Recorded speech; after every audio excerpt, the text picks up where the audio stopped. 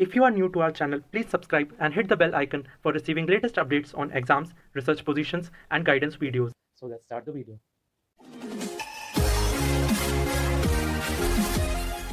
Hey guys, welcome to Inspire Chemistry. So today in this particular video I will discuss one very important thing that is related to IIT JAM 2022 Chemistry. तो IIT JAM 2022 का exam था 13 फरवरी Sunday को and कल IIT JAM 2022 का student ने जो answer किया था उसका रेस्पॉन्स शीट भी अवेलेबल हो गया। तो पर्टिकुलर जैम का ऑफिशियल वेबसाइट में जाओ, लॉगिन करो एंड लॉगिन करने के बाद तुम्हारा रेस्पॉन्स शीट मिल जाएगा। तो रेस्पॉन्स शीट मिलने के बाद बहुत सारा कोचिंग सेंटर्स ने उसका आंसर की अपलोड किया, जो ऑफिशियल आंसर मतलब क्वेश्चंस का आंसर की अपलोड किया। तो वो सारे आंसर के साथ मैच करके देखो तुम्हारा कितना मार्क्स आ रहा है। तो उसके बाद बहुत सारा स्टूडेंट्स इतना ज़्यादा कमेंट कर रहे हैं जिसको ऑफिशियल मतलब रेस्पॉन्स शीट के साथ जो कोचिंग सेंटर का आंसर की का मैच करने के बाद मार्क्स एब्रप्ट मिल गया, अप्रॉक्स मिल गया कि कितना हो सकता है। उसके बाद इंस्टाग्राम में, मैसेंजर में, व्हाट्सएप में इतना ज़्यादा मैसेज आ रहा है कि ये पर्टिकुलर मार्क्स आ रहे, कौन सा आईआईटी मिल सकता है, कितना रैंक आ सकता है, ये सारे थिंग्स।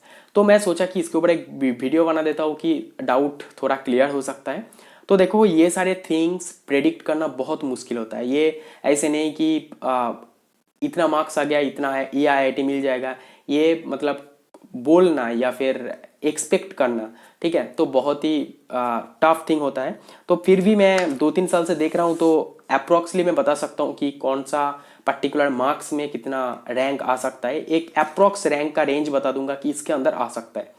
तो वीडियो को एंड तक जरूर देखना एंड उसके बाद जब जैम का रिजल्ट आ जाएगा, फाइनल रिजल्ट, तब रैंक फाइनली जब तुम्हें ऑफिशियल रैंक मिल जाएगा उसके बाद मैं वीडियो बनाऊंगा कि रैंक के बेसिस पे कौन सा आईआईटी मिल सकता है। ठीक है, अभी मैं बताऊंगा कि मार्क्स के बेसिस पे कितना रैंक आ सकता है। ठीक है, तो वीडियो को एंड तक जरूर देखो। तो देखो जो कट ऑफ इस साल होने वाला है, 2018 जैसा क्वेश्चन आया है इस साल, बहुत ही इजी लेवल में क्वेश्चन आया है। तो कट ऑफ जो होगा अराउंड मान सकते हो कि पिछले साल से हायर कट ऑफ रहेगा। तो मान सकते हो कि 24 से 28 अराउंड 25 के आसपास इसका कट ऑफ रहेगा फॉर जनरल कैटेगरी। तो कैटेगरी वाइज तुम बाकी SC ST या OBC PWD सब के लिए तुम मतलब कैलकुलेट कर सकते हो।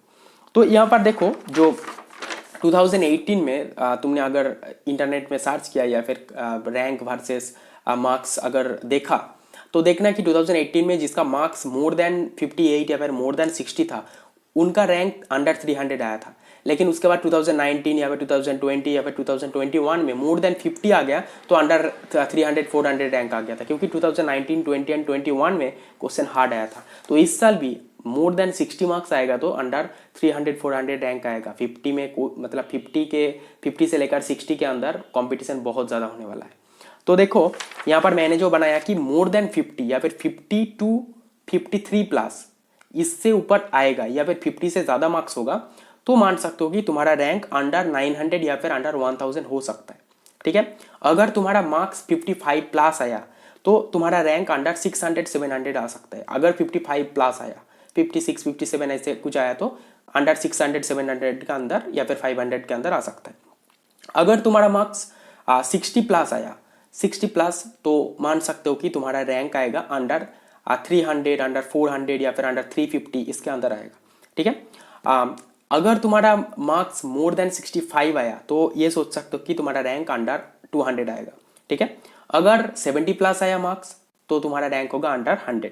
अगर 75 प्लस आया तो अंडर 50। अगर 78 प्लस या फिर 80 के आसपास आया तो टॉप 20 में तुम्हारा रैंक आएगा।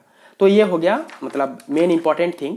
तो फिर भी मैं बता रहा हूँ कि ये एक्सपेक्टेड है, अप्रॉक्स है, क्योंकि ये 2018 के रेस्पेक्ट में मैं बनाया कि इसके आसपास हो सकता है, कि ये मान सकते हो कि इसके आसपास ही होगा। ठीक है, क्योंकि ये प्रेडिक्ट करना बहुत मुश्किल होता है, ये क्योंकि कितना स्टूडेंट एग्जाम दे रहा है अभी पता नहीं चलेगा।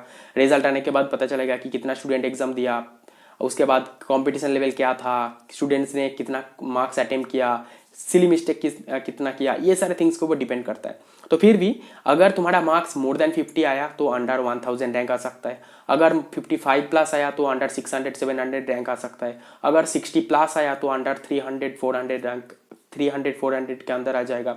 अगर 65 प्लस आया तो अंडर 200 रैंक आएगा। 70 प्लस आया तो 100 के अंदर आएगा। 75 प्लस आएगा तो 50 के अंदर आएगा एंड 78 या फिर 80 के आसपास रहेगा तो टॉप 20 में तुम्हारा रैंक होगा।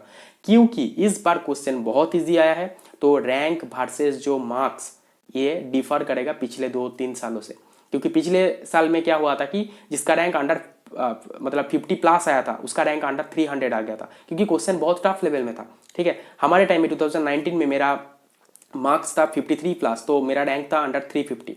तो ये मान सकते हो कि पिछले 2-3 साल से ज़्यादा बहुत ज़्यादा इजी क्वेश्चन इस साल हुआ है। तो 60 प्लस मार्क्स अगर आएगा तो अंडर 300 रैंक आ सकता है। सो ये सारा important thing and cut off रहेगा अराउंड 25। तो ये सारे थिंग जनरल कैंडिडेट के लिए डिस्कस किया, तो कैटेगरी वाइज तुम चेक कर सकते हो। ये एक्सपेक्टेड है एंड अप्रोक्स है, ये मत सोचो कि ये बता दिया मतलब यही फाइनल है। तो फाइनल रिजल्ट आने के बाद मतलब तुम्हें सारे थिंग्स पता चलेगा। तो ये जो मैं एनालिसिस किया पिछले 2-3 सालों से एंड 2018 को रिस्पेक्ट में। So thank you for watching. So if you get any information from this video, please hit the like button and please share this video with your friends. That can help your friends also and give some important information and updates also. So thank you for watching. See you in the next video.